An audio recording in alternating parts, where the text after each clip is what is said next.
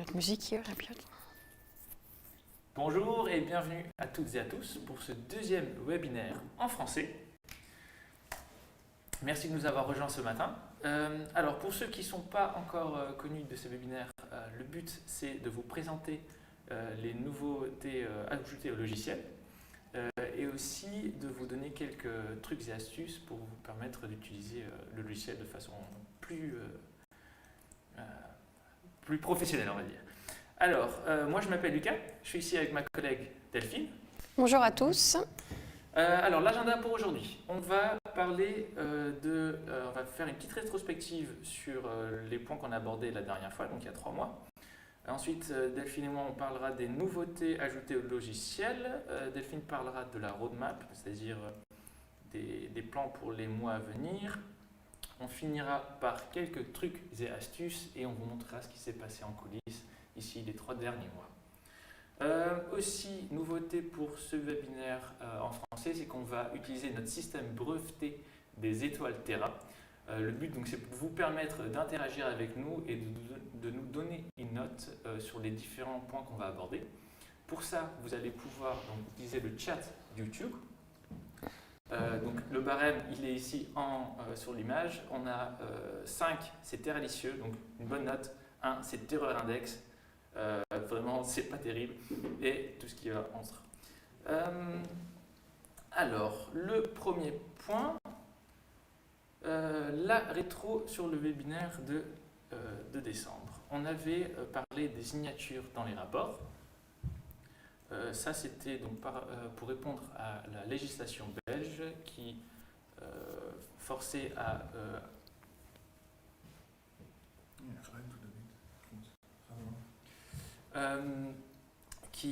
forçait donc les techniciens à mettre leur signature sur les observations de terrain qu'ils faisaient, donc tant dans les rapports que dans les profils de forage.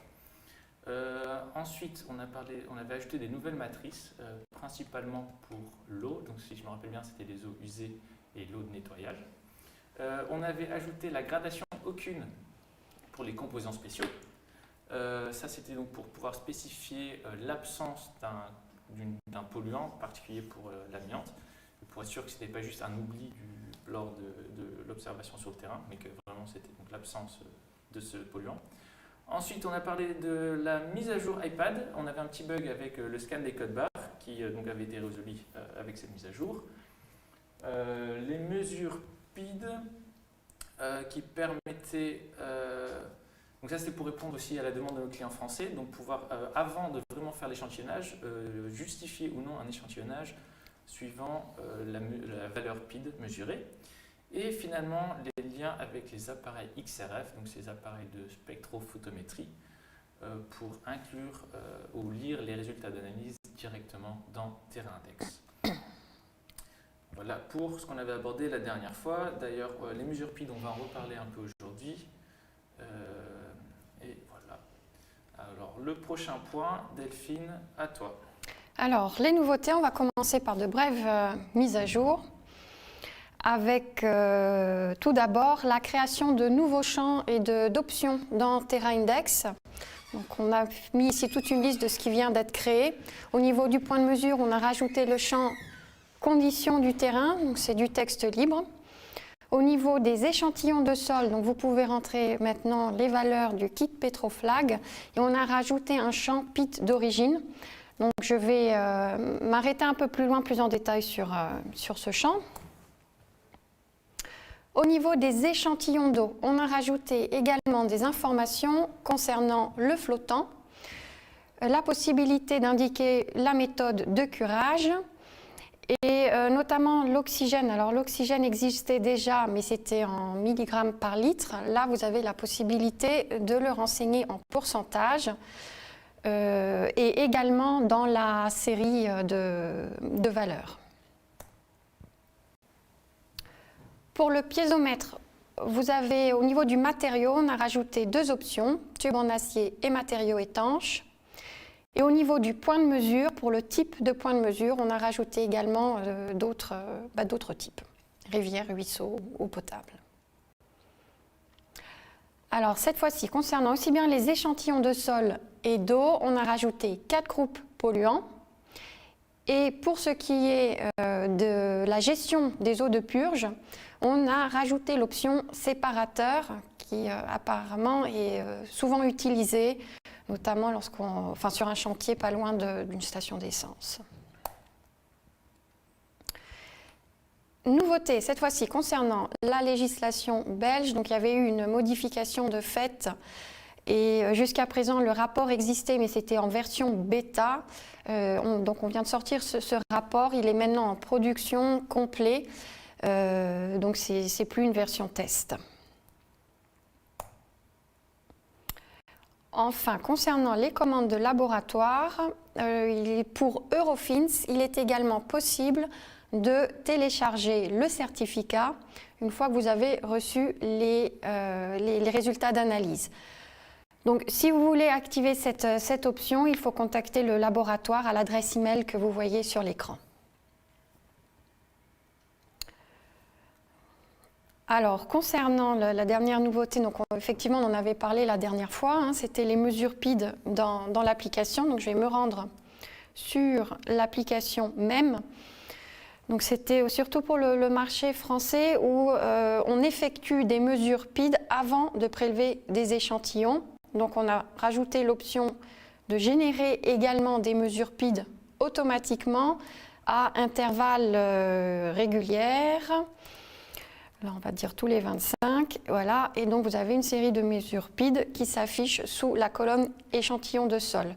Donc ça s'affiche sous une couleur différente parce que ce n'est pas un échantillon, ce qui veut dire également que ces mesures ne sont pas représentées dans les coupes de forage et vous ne les retrouvez pas non plus dans tout ce qui est commande de laboratoire. Et là, ce que je veux montrer, c'est que quand vous rentrez dans une mesure PID, vous avez deux champs qui s'affichent maintenant, le PID, et là c'est ce qu'on appelle le PID exceptionnel, donc c'est une grosse faute de frappe, ça va être corrigé, ça va être PID d'origine, c'est-à-dire que c'est votre première mesure PID que vous rentrez ici, et si vous vous rendez compte que c'est une valeur anormale, donc vous allez prélever un échantillon de sol. Vous avez donc soit la possibilité de créer un nouvel échantillon de sol, ou bien de transformer cette mesure PID en échantillon. Et dans ce cas-là, on va le changer de dénomination. De cette manière, le logiciel sait qu'il s'agit d'un échantillon et plus d'une mesure PID. Vous pouvez modifier donc la profondeur à laquelle l'échantillon a été prélevé. Et cette fois-ci, renseigner le PID de l'échantillon. Donc c'est pour ça que maintenant vous avez deux champs et dans vos coupes de forage ou dans plutôt le graphique PID, c'est cette valeur qui va apparaître, c'est la valeur PID. Voilà, mais au moins vous avez comme de cette manière l'historique un petit peu. Donc voilà pour ce qui est des petites mises à jour qui viennent d'être faites. Super, merci beaucoup Delphine. Alors maintenant c'est à vous de jouer, vous allez pouvoir utiliser le chat YouTube, ça va être le premier test pour nos utilisateurs français. Alors faites attention, vous devez être connecté à YouTube avec votre compte pour pouvoir utiliser cette fonction chat. Mais n'hésitez pas donc, qu'est-ce que vous en pensez de ces mises à jour? Est-ce que ça va vous être utile ou est-ce qu'on est totalement à côté de la plaque? On va attendre quelques secondes, voir si on a quelques réponses et ensuite on continuera.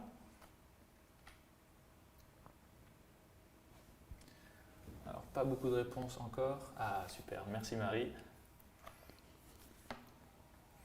Alors, on va passer à la suite et là aussi, c'est Delphine qui va vous parler des cartes KML. Alors, les cartes KML jusqu'à présent, donc je vais aller dans la version web. Voilà, ici. Les cartes KML, jusqu'à présent, on avait la possibilité de les importer dans la version web, mais on ne pouvait pas les retrouver dans l'application. Maintenant, c'est possible. Donc, comment ça marche? Dans un projet, vous importez dans la version web vos cartes KLM dans la colonne pièces jointes. Donc, il suffit de cliquer sur le plus, ensuite cliquer sur le nuage, rechercher les documents que vous voulez insérer en pièce jointe, donc qui s'affichent ici dans la version web, et ensuite dans l'application, après avoir fait une synchronisation, donc après avoir mis à jour en fait votre application, au niveau de la carte, vous allez retrouver dans couche de cartes les cartes KML que vous aurez insérées auparavant dans la version web. Et ensuite, vous pouvez choisir de les activer. Donc là, je dézoome parce qu'on a fait des changements, mais ce n'était pas forcément sur ces points de mesure-là. Mais là, vous voyez donc l'affichage des cartes KLM. On avait rajouté des épingles, on a mis un petit parcours de promenade. On s'est dit c'est intéressant vu qu'on est dans le coin. Voilà, pour ce qui est de l'affichage des cartes KML dans l'application. Super. Merci beaucoup Delphine.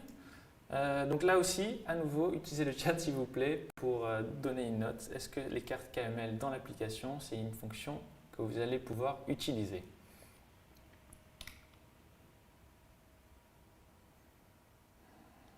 Allez, on va passer au prochain point. Delphine, je pense que c'est encore à toi, les échantillons de gaz dans l'application web et l'application tablette. Alors, les échantillons de gaz. Donc, il est possible maintenant dans TerraIndex de renseigner les prélèvements de gaz de sol et d'air ambiant. C'est disponible aussi bien dans la version web que dans l'application. Alors, je vais commencer déjà dans l'application. Je vais sortir d'ici de la carte et aller dans un point de mesure. Le prélèvement de gaz de sol se fait au niveau de l'ouvrage, exactement comme de l'eau souterraine. Et là, on voit l'apparition du rectangle bleu pour l'eau souterraine et on a rajouté un rectangle rose pour le gaz de sol.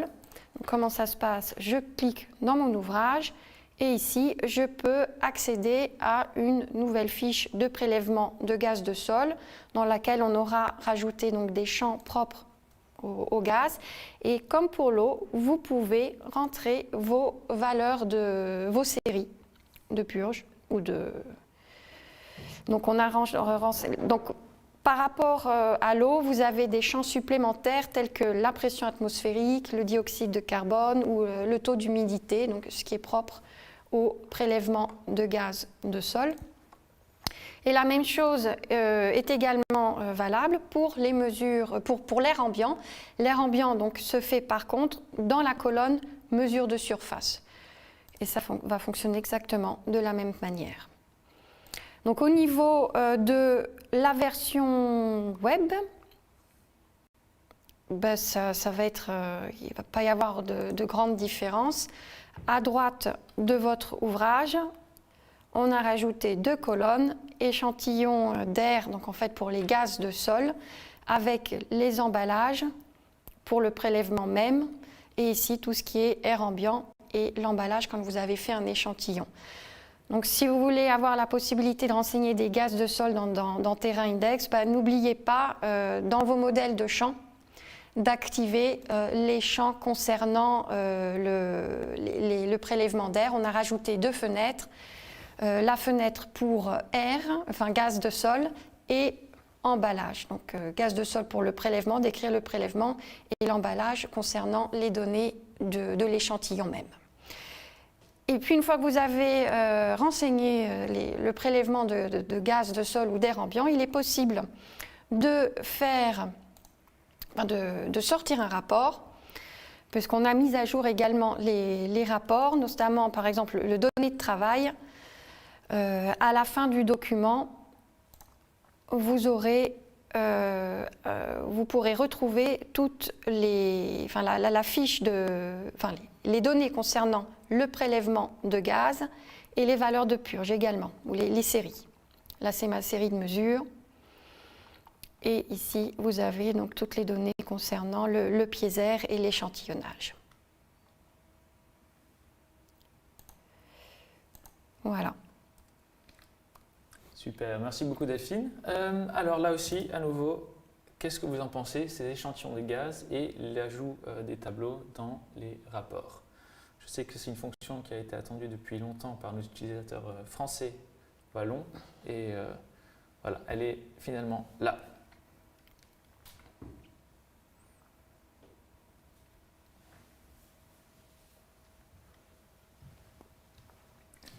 Alors, le prochain point, imprimer les cartes à l'échelle. Donc, jusque-là, il était possible donc, de faire des impressions d'écran de la carte que vous voyez dans l'application web et de la sauvegarder dans le projet. Maintenant, on a ajouté la possibilité d'imprimer ou de sauvegarder ces cartes avec une échelle prédéfinie. Alors, comment faire? On va dans l'application web. Donc les images de cartes se retrouvent ici à droite, comme d'habitude. Et donc, comment je fais pour faire cette impression de carte à l'échelle? Je vais donc dans la fonction carte, en haut de la colonne point de mesure. Je retrouve les points de mesure que j'ai saisis dans le projet. Là, je vais en sélectionner un pour être sûr que ce soit bien centré. Hop, et ici en haut à droite, on voit le nouveau bouton pour créer un PDF à l'échelle de cette carte. Donc je clique dessus et je vais avoir trois options de paramètres à définir.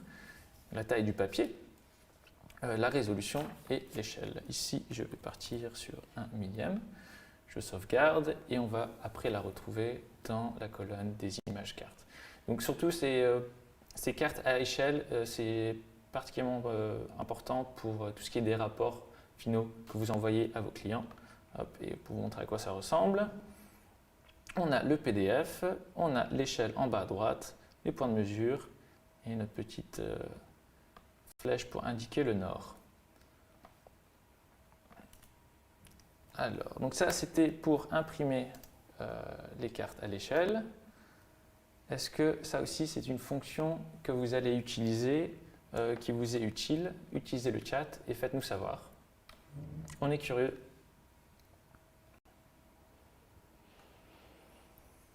Allez, on va passer au prochain point, les échantillons mélangés. Alors, ce qui arrive souvent sur un chantier plus grand, c'est de vouloir évaluer si le chantier est pollué, par exemple, en amiante.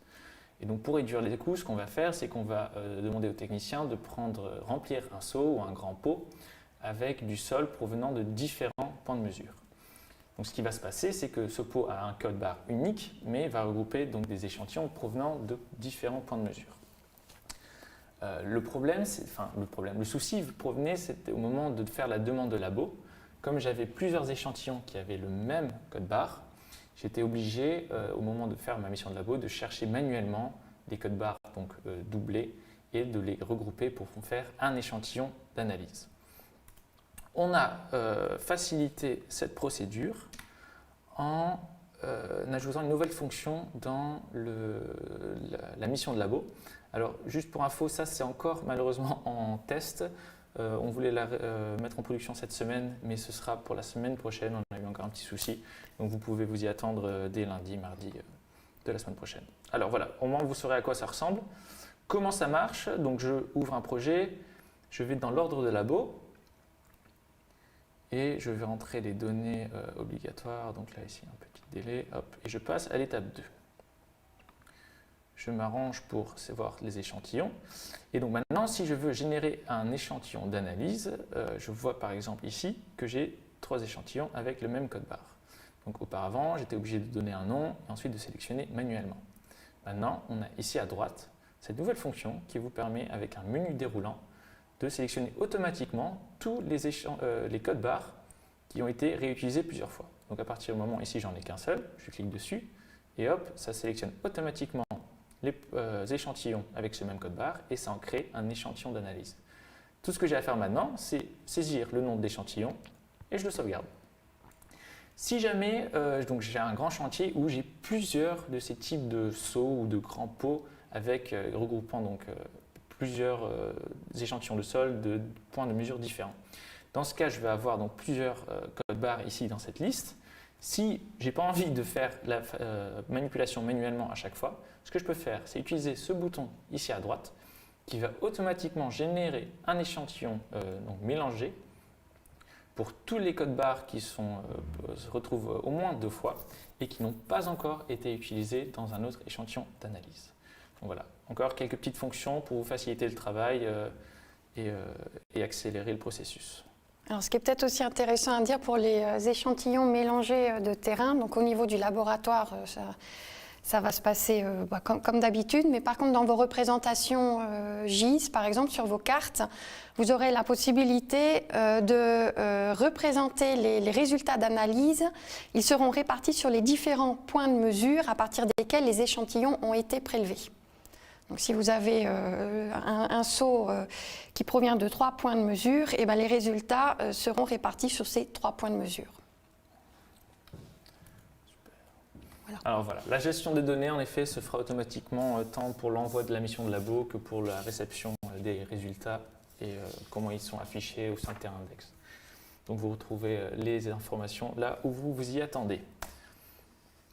Alors à nouveau, qu'est-ce que vous en pensez, vous, de cette petite fonction pour faciliter l'ordre de labo des échantillons mélangés? Faites-nous savoir dans le chat.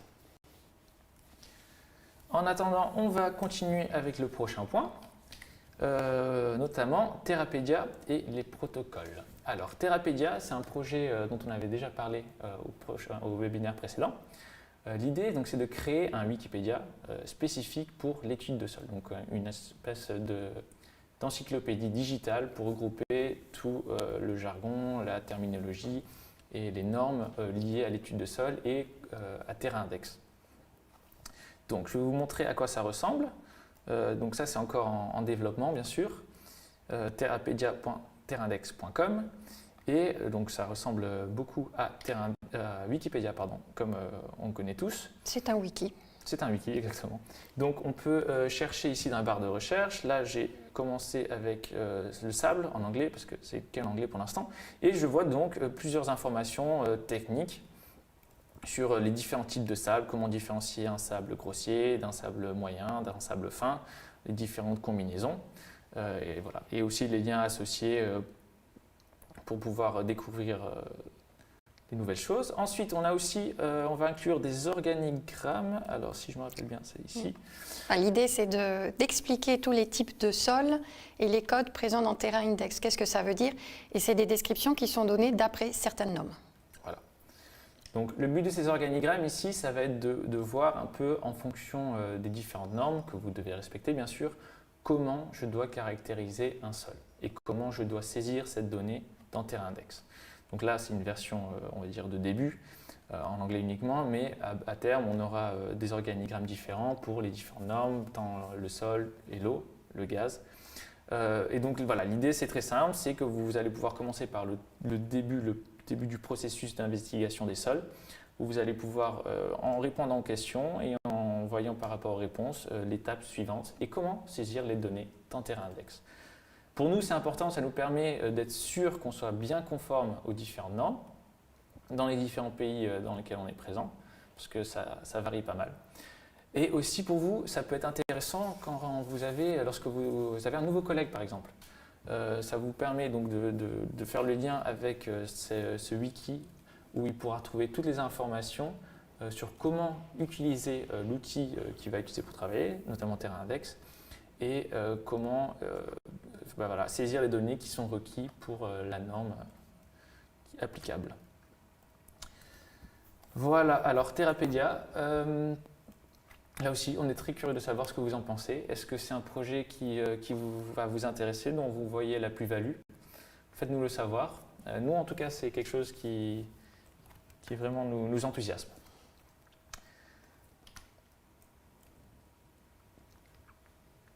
Allez, Delphine, à toi pour la roadmap. Alors, la roadmap, c'est-à-dire concernant les prochains développements sur la version actuelle.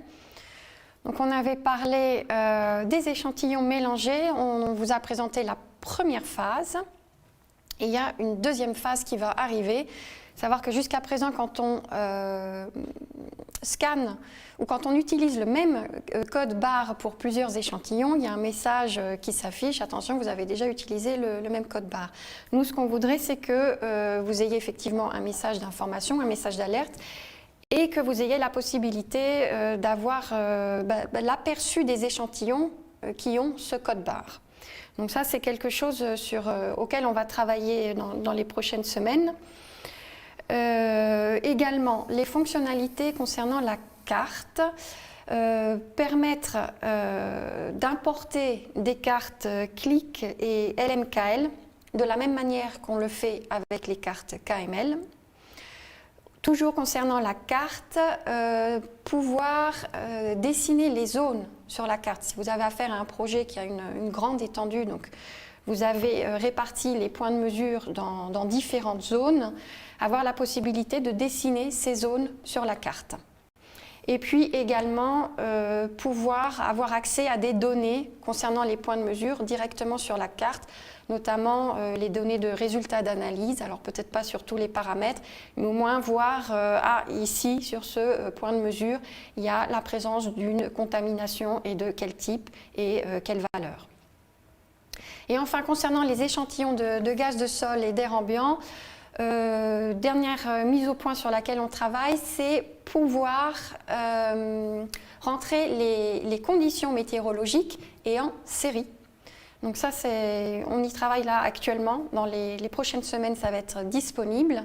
Et puis, vous donner aussi la possibilité de pouvoir sortir des rapports d'analyse directement depuis TerraIndex. Donc voici un petit résumé des fonctionnalités sur lesquelles on travaille les prochaines semaines. Voilà. Alors super, merci beaucoup. Maintenant c'est à moi. Les trucs et astuces, alors on va parler de la chaîne YouTube. On verra ensuite la séance des questions-réponses. On en avait une il y a un mois environ. Et finalement la ligne d'assistance en français. Pour commencer, la chaîne YouTube, donc on est en train de mettre en place des chaînes YouTube séparées pour les différentes langues, des différents pays où on est présent. En attendant, on a notre chaîne YouTube principale sur laquelle vous trouverez principalement 2 playlists, une en français qui traite particulièrement de l'application tablette et une plus générale en anglais qui parle et traite les différentes fonctions de l'application web, tant pour les utilisateurs que pour les administrateurs. Voilà, on vous recommande grandement d'y jeter un œil pour ceux qui ont des questions sur les fonctions et les possibilités au sein de TerraIndex et pour ceux qui sont nouveaux, quoi. Ensuite, la séance des questions-réponses. Donc on en avait fait une il y a environ un mois. Et donc le but de ces séances, c'est de vous permettre de poser des questions directement à nous, qu'on puisse les préparer un peu en avance, qu'on puisse préparer les réponses et qu'on puisse plonger un peu plus en profondeur dans les fonctionnalités du logiciel et quelques particularités d'usage. On fait des démonstrations en live en fonction des questions que vous aurez posées précédemment. Et puis s'il y a de nouvelles questions qui apparaissent, on y répond également directement. Alors la prochaine séance est prévue pour le vendredi 26 mars à 14 h. Et vous pouvez envoyer vos questions dès maintenant à l'adresse suivante, service@terraindex.com. Voilà. Un email sera envoyé également avec un formulaire d'inscription. Voilà, mettez la date dans votre agenda. On vous y attend nombreux. Et voilà, la ligne d'assistance, donc Delphine qui maintenant travaille quasiment à temps complet ici, ça va vous permettre de poser vos questions au service desk directement en français. Donc, lorsque vous avez des questions, vous pouvez les envoyer à l'adresse service@terraindex.com. Dans les cas d'urgence, vous pouvez bien sûr aussi nous appeler et on fera de notre mieux pour répondre en français suivant notre disponibilité. Pour clôturer tout ça, on va parler de ce qui s'est passé en coulisses ces derniers mois. Alors, on a principalement accueilli 2 nouveaux collègues. Tout premièrement, Tania, qui est notre assistante de bureau, qui va s'occuper, vraiment c'est notre collègue multitâche. Elle répond aussi au téléphone, donc si jamais vous tombez sur une voix féminine quand vous appelez qui ne parle pas néerlandais, c'est très certainement elle. Elle s'occupe de la logistique, des événements pour les employés, pour souder un peu l'équipe. Et aussi, on a accueilli Roelof, donc ça c'est un collègue néerlandais qui habite à Amsterdam, consultant en environnement, qui lui va donc principalement se pencher sur les différentes normes et les protocoles dans les différents pays. Et donc c'est ce qui va faire le lien entre TerraIndex et Terrapedia. C'est lui qui va faire vraiment le lien, le côté technique. Donc voilà. Alors oui, on est très curieux de savoir ce que vous en avez pensé, vous, de ce webinaire. C'est vrai que la dernière fois, on a eu quelques soucis techniques. On a essayé de bien les résoudre cette fois-ci. Donc on est curieux de savoir ce que vous en avez pensé, du contenu tant que de la forme. Donc allez, à vous de jouer, dites-nous ce que vous en pensez. N'hésitez pas à nous faire parvenir aussi vos commentaires, remarques, s'il y a des choses à améliorer ou des choses qui se sont bien passées aussi. Hein. Voilà, les compliments sont toujours les bienvenus. Ouais. Et puis peut-être annoncer déjà la date du prochain webinaire. Oui, alors la date du prochain webinaire est prévue pour le vendredi 18 juin. Donc là aussi, on vous enverra un mail pour vous le rappeler, mais vous pouvez dès lors le mettre dans votre agenda. Alors, on arrive maintenant vraiment à la fin de ce webinaire. Merci de nous avoir rejoints et merci pour votre attention. On vous souhaite tous un très joyeux week-end et On vous dit à très bientôt. à très bientôt. Et puis merci d'avoir regardé ce webinaire. Merci beaucoup. Au revoir. Au revoir.